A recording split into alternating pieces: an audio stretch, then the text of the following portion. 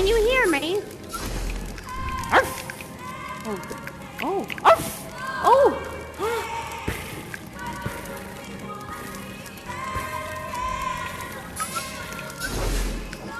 Mary Catmas. I'm scratching my ears. No scratching ears. Oh! Mmm. A flower. Wait. Oh!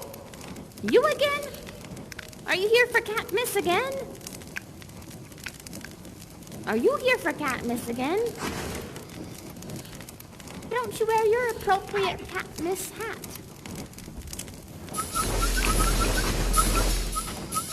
Are you here for Catmas again?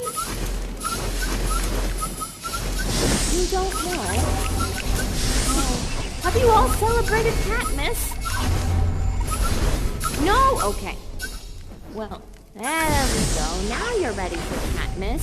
You have to help me teach them the ways of Catmas. Oh, do you need a Catmas hat? Oh, here, let me help you. Yay! Tonight, we have with us a young talent who's you been need a Catmas funking up hat the too. starched ballrooms of Grand Ocean liners Yay! and classing up some Okay, follow me. dockside dives I wouldn't take my saltiest aunt into. He's a man well acquainted with the highs and the lows, the fasts and the slows. Grab a stiff drink, head out in the sandy expanse to your rear, and... Oh, look at all you kitties scampering about.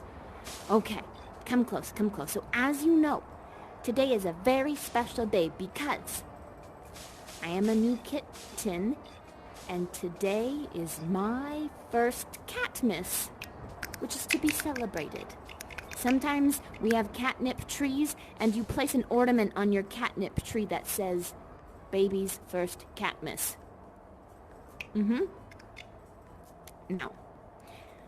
Which is why cats enjoy Catmas trees so much, and you like to crawl up it, and then sometimes they fall down, but it's really fun, and then sometimes on the ornaments they're so exciting, and you just ping pong, ping pong, ping pong them. Have you ever done that with a Christmas ornament or Catmas ornament before? Just ping pong, ping pong? You should try it. It's so fun. I promise you. But if your mom yells at you, just say that you did not learn it from Fonda, okay? Okay. Anyway, gather around now. Catmas, we have some traditions. It's a very important holiday, and Catmas is all about celebrating our friends and our family. So essentially our chosen family and our biological family. Just anybody that you feel like celebrating with, you celebrate with. And we like to wear these Catmas hats so we know that we're all celebrating each other, okay? Now, there's a few very important traditions I need to pass on to you. These are traditions that my mom, Vicky, passed on to me, and I, Fonda, will now pass on to you. So, Catmas tradition number 1. You have a very special meal. Now, you eat this for dinner. Now, this isn't any old wet food. This is wet food with gravy on it. Have you ever had wet food with gravy on it before? Oh, it is so tasty and delicious. Give it a try. Does everybody have a wet food? Good. Isn't that so good? And now, for dessert, this is what we eat for Catmas. You eat a piece of meat for dessert.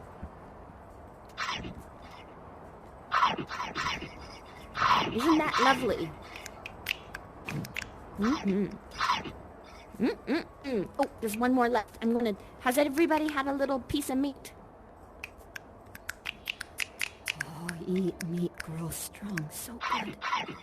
Oh, yes. So, we have these traditional foods for Catmas because it ties to the origin of the why we have Catmas. Now, we also do a couple other traditions. So this tradition, my friends that have already celebrated with me, help me out.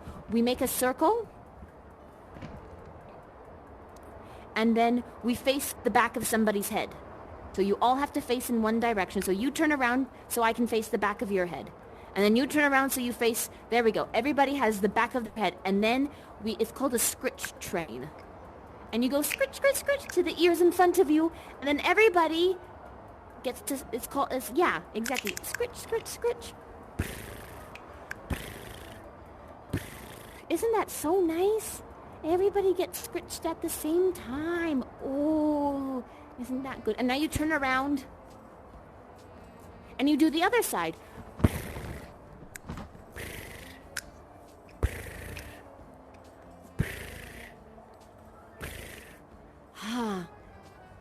So we do scritch trains, which feel so very good, and then everybody gets them all at the same time, which is so nice. And then we also do what's called the cuddle puddle. Have you guys done cuddle puddles before? All right. Well, hug yourself really quickly, and do you feel how warm you are? So now you bring that warmth, and you just squeeze in really tight, and you bring your warmth into a big pile, and then we all just kind of cuddle each other and feel each other's warmth, and it's really happy. It's just a happy little kind of snuggle fest. Snuggle fest, cuddle puddle. It's all kind of the same thing. Group hug, you know, it's all the same. And then you just are just so happy, so close to all of the people, all of the kitties you love so much. And now that feels so good. Let's all back it up. That feels so good that we have to make the tastiest, lowest calorie treat there is an air muffin. And you just knead the air like this. And it feels so good to make the muffins. And then you're just so warm and so happy. And you... Good. Oh, you guys are very good kitties. Now that you know these things, are you ready to hear the story of how Catmas came to be? Okay. Sit down, get cozy. So, this is how my mom, Vicky, told it to me, and this is how I am going to pass it down to you. Okay? Once upon a time, a very, very long time ago, there was a cat wandering the under. Now, this was before the under had anywhere to go. It was just a vast expanse of sand. And this little cat searched high and low for a friend, and they were very sad and lonely all their life. Now, they kept on searching, and they kept on searching, and by the end of the day, yet another day of searching for a friend, they felt defeated. And they said, maybe tomorrow I'll find my friend. So they snuggled down and fell asleep. Now, they had a very vivid dream that night. They dreamt that they ate delicious wet food. And then they dreamt that they ate beautiful cuts of meat. And they dreamt they had a magical salad that made them feel really good inside. And then they dreamt that magical hands came down from the sky and scratched their ears. And it felt so nice. Oh, so nice they could stay in that dream forever and ever. And then they dreamt that there was a warm, snuggling feeling. And you know what? They woke with a start because they started purring sleep. And they were purring so loud they woke themselves up. But they weren't afraid because that little happiness motor that turned on inside their chest made them feel, well, warm and good and happy inside. And they went back to sleep and slept peacefully through the night. Now, when they woke up that morning, they felt invigorated, enlivened, and there was a new pep to their pants, if you will. And they continued on searching for a friend. And lo and behold, that day, do you know what they found? Of course you do. They found a kitten!